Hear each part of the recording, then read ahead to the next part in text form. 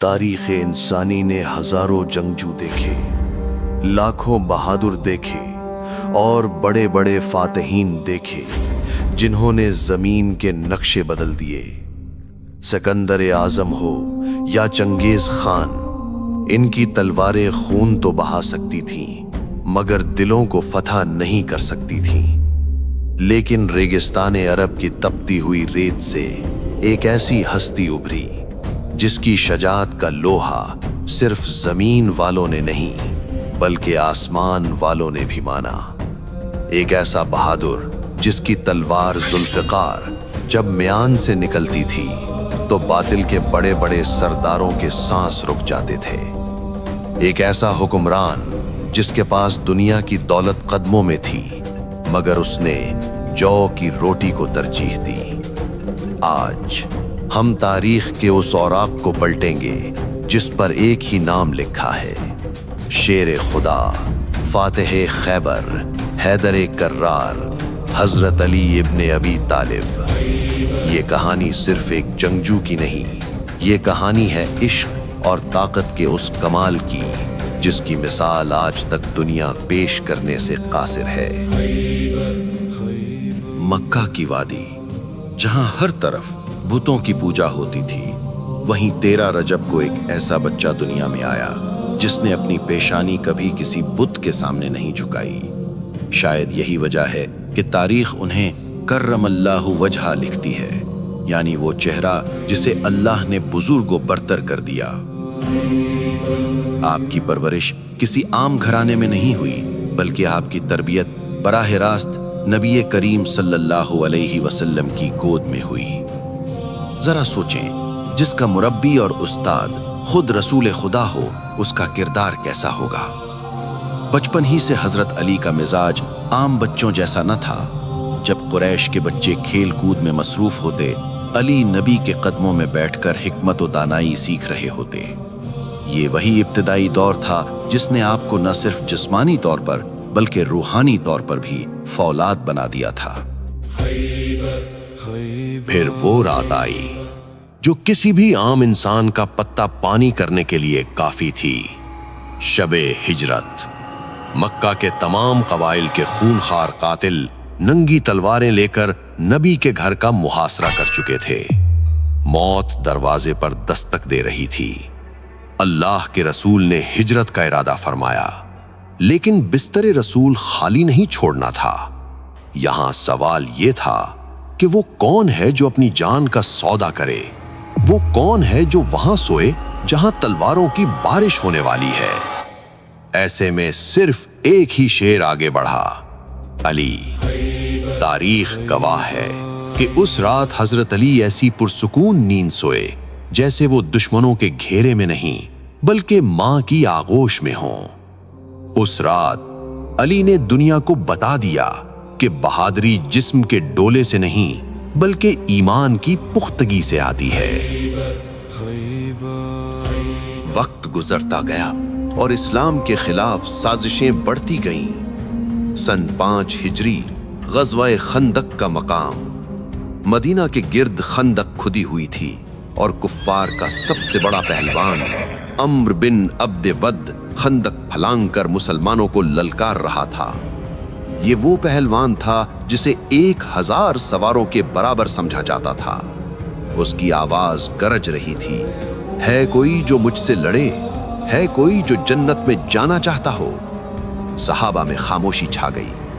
3 بار نبی نے آواز دی اور تینوں بار صرف ایک ہی نوجوان کھڑا ہوا، علی۔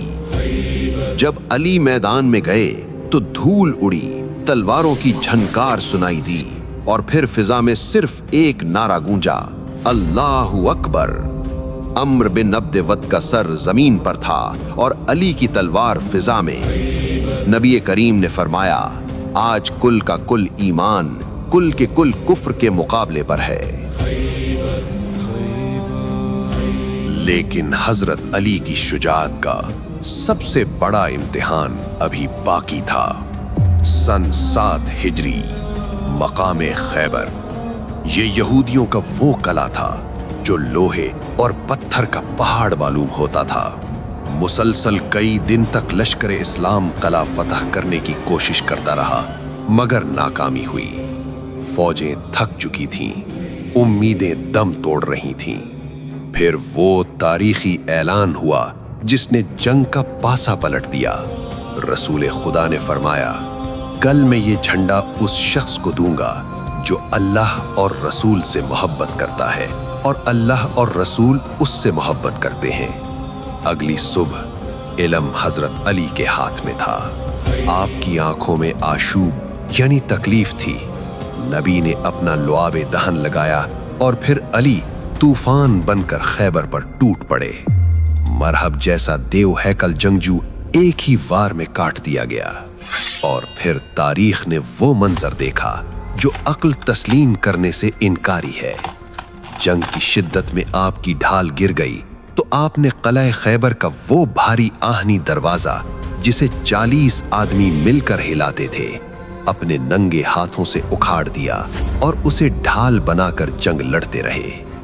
یہ جسمانی طاقت نہیں تھی، یہ وہ روحانی قوت تھی جسے ید اللہ کہا جاتا ہے۔ مگر ٹھہریے، اگر آپ سمجھتے ہیں کہ علی صرف بازو کی طاقت کا نام ہے تو آپ نے علی کو ادھورا پہچانا ہے۔ علی تلوار بھی ہیں اور قلم بھی، علی جلال بھی ہیں اور جمال بھی۔ نبی کریم نے فرمایا، میں علم کا شہر ہوں اور علی اس کا دروازہ ہے۔ یہ وہ دماغ تھا جس نے منبر پر بیٹھے بیٹھے ریاضی کے ایسے مسائل حل کیے جو آج سپر کمپیوٹرز بھی سوچنے پر مجبور ہیں۔ یہ وہ حکمت تھی جس نے نہج البلاغہ کی شکل میں دنیا کو عدل، سیاست اور زندگی گزارنے کا آئین دیا۔ آپ کا قول ہے، حکومت کفر کے ساتھ تو چل سکتی ہے مگر ظلم کے ساتھ نہیں چل سکتی۔ جب آپ وقت کے خلیفہ بنے تو آدھی دنیا آپ کے زیر نگین تھی، مگر اے دنیا کے حکمرانوں، دیکھو اس بادشاہ کو جس کے کرتے پر پیوند لگے ہوتے تھے، جو بیت المال کی حفاظت اپنی جان سے زیادہ کرتے تھے۔ ایک مشہور واقعہ ہے، جب ایک شخص آپ سے ذاتی بات کرنے آیا تو آپ نے سرکاری چراغ بجھا دیا اور اپنا ذاتی چھوٹا سا دیا جلا لیا۔ اس نے وجہ پوچھی تو فرمایا، پہلے میں مسلمانوں کے تیل یعنی پیسے کی روشنی میں سرکاری کام کر رہا تھا، اب یہ میری ذاتی گفتگو ہے، میں قوم کا پیسہ اپنی ذات پر خرچ نہیں کر سکتا۔ یہ تھا وہ معیار عدالت جس کی مثال آج پوری انسانیت ڈھونڈ رہی ہے۔ حضرت علی کا ذکر کسی خاص دن یا تاریخ کا محتاج نہیں، چاہے 13 رجب کی نسبت ہو یا سال کا کوئی بھی لمحہ، ہم اس عظیم کردار کو یاد کر رہے ہیں جس نے ہمیں بتایا کہ بہادری ظلم کرنے میں نہیں بلکہ مظلوم کا ساتھ دینے میں ہے، طاقت کمزور کو دبانے میں نہیں بلکہ گرے ہوئے کو اٹھانے میں ہے۔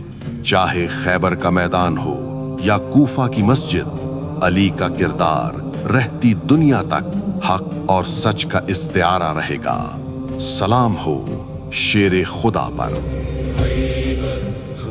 اگر آپ کو شیر خدا کی یہ ایمان افروز داستان پسند آئی تو ویڈیو کو لائک کریں اور کمنٹ میں سبحان اللہ یا اپنی عقیدت کا اظہار ضرور کریں۔ ہمیں بتائیں کہ آپ حضرت علی علیہ السلام کی زندگی کے کس پہلو سے سب سے زیادہ متاثر ہیں۔ ایسی مزید ویڈیوز کے لیے چینل کو سبسکرائب کرنا نہ بھولیں۔ اللہ ہم سب کا حامی و ناصر ہو۔ السلام علیکم ورحمۃ اللہ وبرکاتہ۔